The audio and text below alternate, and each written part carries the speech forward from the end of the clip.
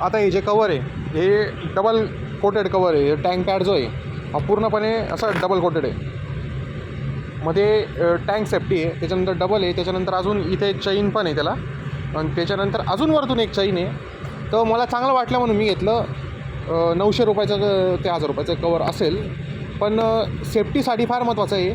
लोकांच्या मनामध्ये काय असतं की हे कवर लावल्यानंतर ही टाकी इथून गंजते किंवा सडते, इथं पाणी जातं वगैरे, पण तसं काही नाही आहे. त्याला दोरी आहे, ती दोरी सोडल्यानंतर ते कवर ऑटोमॅटिकली म्हणजे आपण काढू शकतो, त्याच्यानंतर तिथे वॉश करू शकतो.